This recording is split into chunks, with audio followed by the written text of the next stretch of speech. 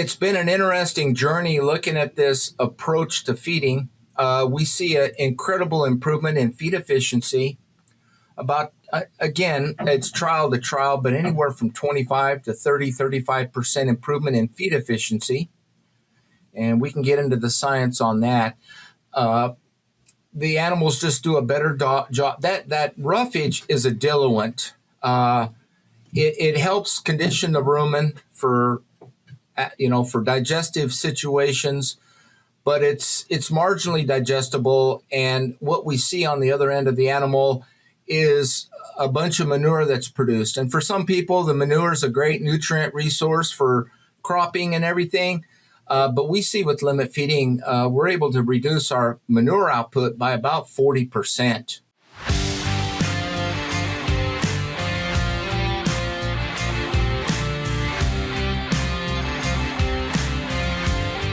Welcome to the Beef Nutrition Blackbelt Podcast. I'm Travis Mulliniks, and today I have Dr. Del Blasi with me. Welcome to the show.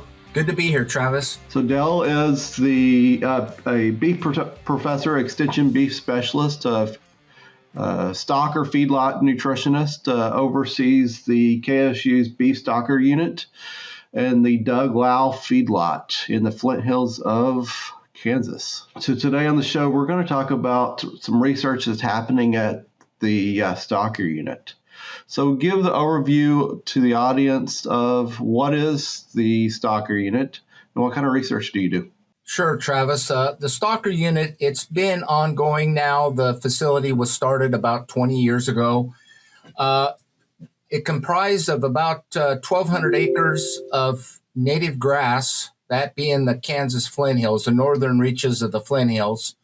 And over the last 20 years, we have built 40 pens for receiving cattle and for conducting dry lot studies with those cattle during the year where we're not actually utilizing the grass acres. And we target everything from management, nutrition, health, anything that is relevant to post-weaning management of calves. Feed formulation software is stuck in the past. Most tools haven't evolved beyond basic least cost optimization. A Diet Forge changes that. It's an AI-powered platform with nonlinear ingredient modeling for enzymes and additives, cost per gain and maximum profit optimization, and real-time collaboration like Google Docs for nutrition. Every recommendation is grounded in world-class research, built for modern nutritionists who need more than legacy desktop software can deliver. Work seamlessly with your team and optimize the way modern operations demand. Try dietforge.ai free today. Feed formulation, finally modernized. Yeah, so it's one of the more premier research facilities that we have in the United States. It's really focused on that post-weaning phase, whether or not it's the stocker phase of overwintering stockers in the Flint Hills, and then throughout the finishing phase. So it's a nice systems approach from that post-weaning impact. That's what our intention is, of course. Yeah, so what kind of research is ongoing there right now? Well, right now, we're actually doing some follow-up work with regards to limit feeding or program feeding, targeting different levels of program gain, looking at compositional changes of these calves because of the implications as they enter into the feed yard and losing the gravy, if you will, the efficiencies that we can expect to see in the feedlot phase. But, again, market conditions change and everything, and cost of gain is always playing a role in how a person wants to have cattle grown prior to the actual final finishing phase. And so we're peaking at that today. And this study is probably one of about 10 different studies over the last 6 years where we've looked at various facets of program feeding. And, program feeding's been around a long time. I mean, you go back to 1986, report in the Oklahoma State Feed Intake Symposium. There was a really excellent article written by a former nutritionist out of Oklahoma who wrote and told what he did about his work with hitch feeders at the time.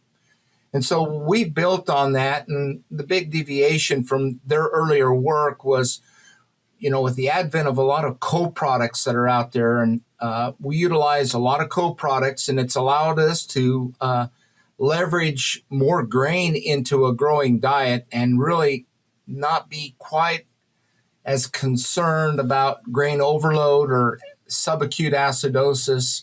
And I'll be first to admit, our initial study that we did, we were holding our breath a little bit, and we had no problems. And the folks that provide our calves to us, a large feed yard conglomerate in Kansas, we've not heard back from them regarding the outcome, the finished performance on the calves or anything. So we suspect that really it's a good thing. And there's so many other questions yet to be answered with regards to the integration from a limit feeding growing program into a finishing program. In other words, when we're feeding about a 60 NEG diet, which really isn't all that far apart from where a 3 or 4 diet might be for a final calf. So if we can shave 10 days to maybe 2 weeks off of getting a calf on feed and transitioning that animal, could be much better for the feed yard.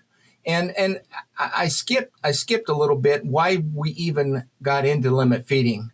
If you look at the U.S. Drought Monitor map today, it's drought. I mean, it's droughty throughout the West. In your country, I notice it's pretty darn dry. And if you get down into Colorado and certainly a large portion of western Nebraska, it's dry. And we earlier with our ad lib diets that we would feed, it'd be about 38% roughage, basically prairie hay that we would grind or a 50-50 alfalfa prairie hay. Well, when things are dry, you're shipping in further and the cost is just, and so with the limit fed diet, we're able to dial back 13% of roughage into the diet versus the 40-45%. And this drought thing, I mean, it's got to be top of mind of every producer all the time. I mean, we take our blessings when we get it, but you always got to plan for those when you got to tighten your belt. And this is just one way we have tried to mitigate or try to minimize the management hassles when we do experience drought. Yeah. So what kind of level of limit feeding are you talking about? Our diet, and it's really important. I mean, the earlier Oklahoma report from 1986, they were using about 2/3 corn, dry rolled corn in their diet. And that's quite a bit. But with the we use a co-product, and we've actually done the work looking at wet distillers versus wet corn gluten feed, or Sweet Brand. It's a product out of Blair, Nebraska that Cargill provides us. We feed about 40% Sweet Brand, 38% corn, 13% roughage, as I pointed out earlier, and then about a 7% supplement to round out the inclusion for the ionophore and the various macro and trace minerals that we put into the pack. And we target feeding these calves on arrival. And we looked at highly stressed calves coming out of Tennessee. That's our stress model that we use. And when we're doing truly nutrition-based work, we'll work through Superior, and they'll gather us up a bunch of pre-managed calves. They're typically a little bit heavier, but we target at 1% of after 1 day of long stem hay on arrival.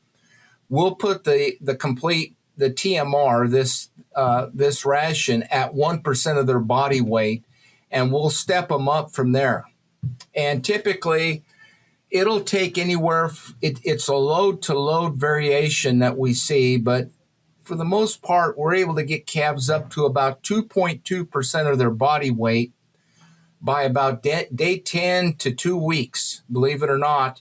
And when they clean up everything in their bunk, we'll bump them 0.25% until we attain that 2.2. And that really seems to be the sweet spot, is that 2.2%. We're actually doing some work right now looking at, we're going as high as 3%. We're looking at right now on trial, we're looking at calves that are being fed 1.8, 2.2, 2.6, and 3.0% body weight. And we're seeing a little bit of digestives. Actually, they're pulls. I suspect they're digestives. They're being pulled for appearances of BRD. But I suspect that in some cases, those calves, it's a little bit too hot and a little bit too much for those animals. So we'll dial back accordingly. We'll sharpen our recommendations down the road, but we're just trying to build that range where people can program feed according to gain. It's been an interesting journey looking at this approach to feeding. We see an incredible improvement in feed efficiency. Again, it's trial to trial, but anywhere from 25 to 35% improvement in feed efficiency. And we can get into the science on that. The animals just do a better job. That roughage is a diluent. It helps condition the rumen for digestive situations, but it's marginally digestible. And what we see on the other end of the animal is a bunch of manure that's produced. And for some people, the manure is a great nutrient resource for cropping and everything. But we see with limit feeding, we're able to reduce our manure output by about 40%. And for a lot of growing yards and stuff with environmental challenges, that really, in terms of pen cleaning and that sort of stuff, it really lends itself very, very well. That's some great research. So very well needed, especially in these times of drought conditions. Seems to be more common than they have been. And so having that flexibility is so important. Absolutely. And what it really requires, people may be wondering, well, how can I do it? Well, you got to have a good, accurate weight of your animals. That's important. You need to know, because everything is based off of the California net energy system. You're figuring out what you want them to gain, and then you feed according to their maintenance needs, and then you feed that extra amount to hit that target that you're shooting for. You need accurate scales on your feed wagons too. That's another thing, that you need to know what you're delivering, and you need to know what the weight of the animal is. And the beautiful thing about it is once you have a good onset, a good on weight, every 2 weeks, you just bump it up to that 2.2%. And you figure if they're gaining 2 pounds a day, whatever you're adding another 20, 30 pounds every 2 weeks to the animal, and you just adjust your ration up a bit to hit that target that you're shooting for. It's a once a day feeding. It takes a little bit of time for calves to get their gut adjusted to being restricted, especially if they're coming off of grass, and they'll bawl and they'll carry on. But once they get adapted and they know that they're going to be fed at a specific time every day, they'll show up to eat.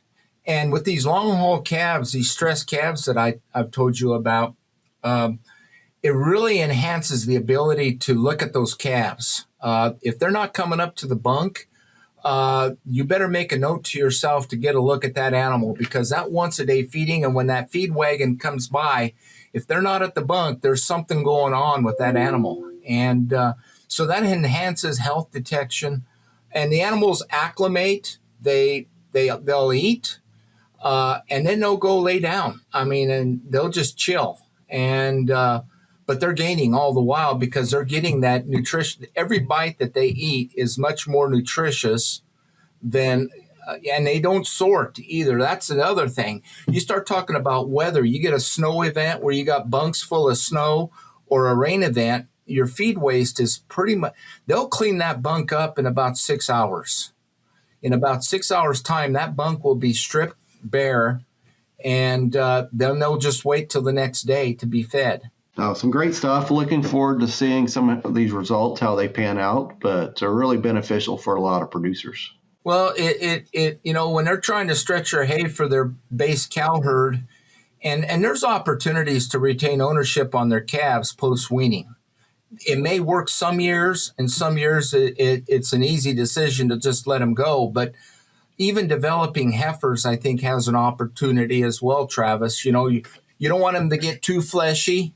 You want them to grow and put some stretch and frame. And you could feed them according to what their needs are, and you're not wasting feed too. That's another thing, is the wasting of the feed.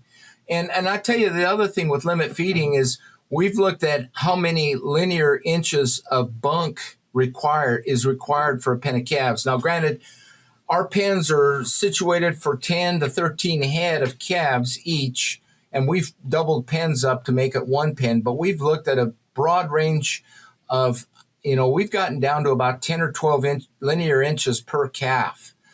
And it's expensive for bunks and aprons and everything to put in there. It's very, very expensive when you make that investment.